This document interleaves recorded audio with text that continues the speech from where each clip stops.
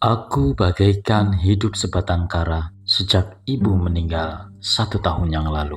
Ayah yang kupercaya sebagai pelindung dan pemberi kasih sayang, namun kenyataannya tidak seperti apa yang kupikirkan.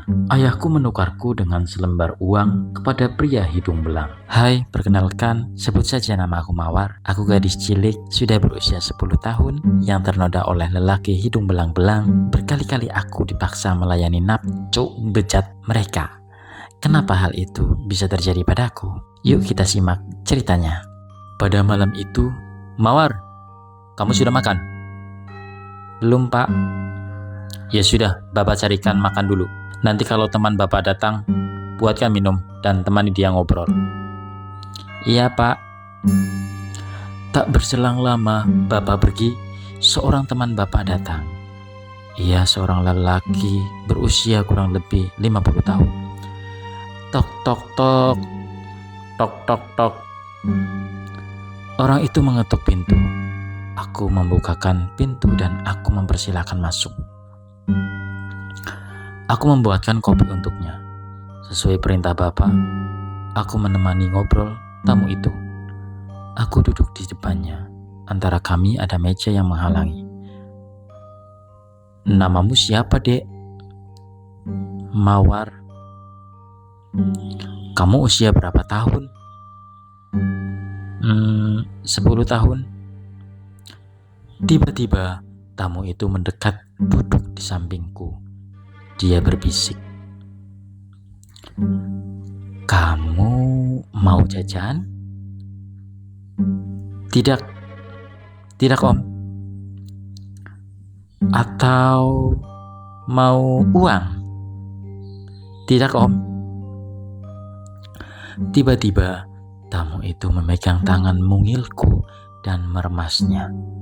Aku berusaha menolak, namun aku justru dipeluk sangat kuat, sehingga aku tidak bisa berbuat apa-apa.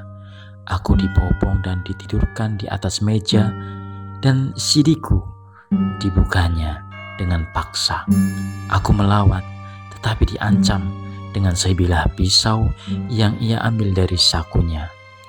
Aku pun akhirnya pasrah pada kejadian itu dan aku ternoda. Setelah tamu itu selesai melakukan perbuatan bezat itu, tamu itu pergi dan tak berselang lama bapakku akhirnya pulang. Bapak! Aku menjerit sambil menangis. Kenapa kamu menangis? Tamu itu memperkak kaosku. Ucapku terbata. Kamu jangan takut, ada Papa di sini. Sudah, lupakan saja hal itu. Yang penting kamu tidak ada luka ataupun sakit, kan? Tapi Pak, aku sambil merasa heran. Sudahlah. Ini makananmu. Bapak capek, Bapak mau istirahat. Setelah makan, kamu beresin rumah sebelum tidur. Di malam berikutnya, Bapak pergi lagi. Kamu butuh apa? Bapak mau keluar cari angin. Biar nanti Bapak sekalian belikan. Jangan pergi, Pak. Aku tidak mau ditinggal sendiri. Jangan manja kamu. Kamu harus mandiri. Jangan selalu bergantung pada Bapak. Tapi, Pak, aku takut ada orang jahat lagi. Orang jahat mana? Mana ada orang jahat? Nanti kalau teman Bapak datang, bukain pintu dan temani. Gak mau, Pak. Jangan jadi anak pembangkang kamu. Ucapnya sambil melotot. Karena Bapak marah, aku pun tak berani melanggar perintahnya. Dan benar, setelah Bapak pergi, tak berselang lama, tamu itu datang. Namun berbeda orangnya dengan tamu yang kemarin malam. Tok, tok, tok.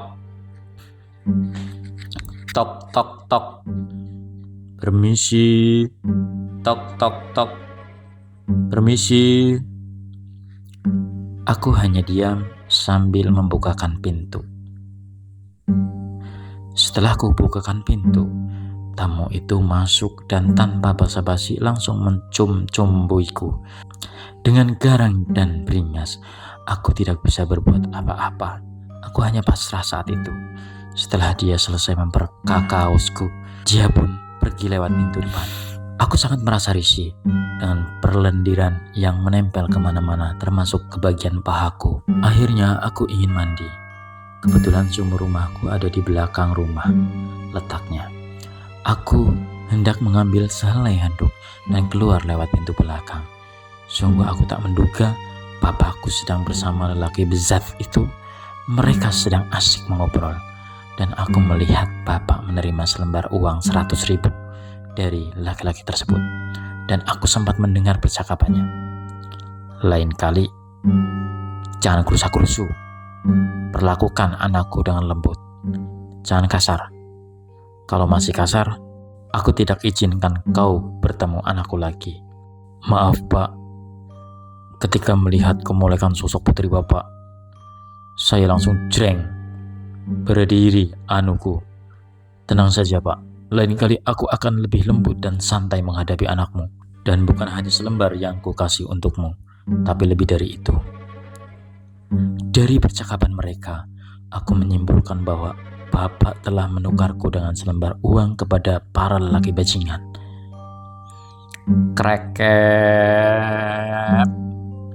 Bapak membuka pintu. Mawar. Mawar. Mawar. Aku di kamar hanya diam dan tidak menjawab panggilan Bapak. Sambil tiduran, aku sangat ketakutan. Bapak tiba-tiba membuka pintu kamarku yang hanya tertutupkan sehelai kain horden. Dan tiba-tiba Bapak mendekapku dari belakang dan terasa terongnya sudah sangat keras dan hangat ditempelkan ke bagian pantatku. Aku menjerit, meminta tolong dan melawan. Dasar anak anjing, anjing kau. Itu yang Bapak ucapkan sambil memukuliku dan memperka kaosku. Teriakku saat malam itu.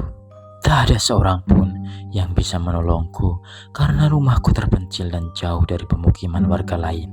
Sejak saat itu, bapakku hanya mengurungku dan tidak memperbolehkanku keluar rumah.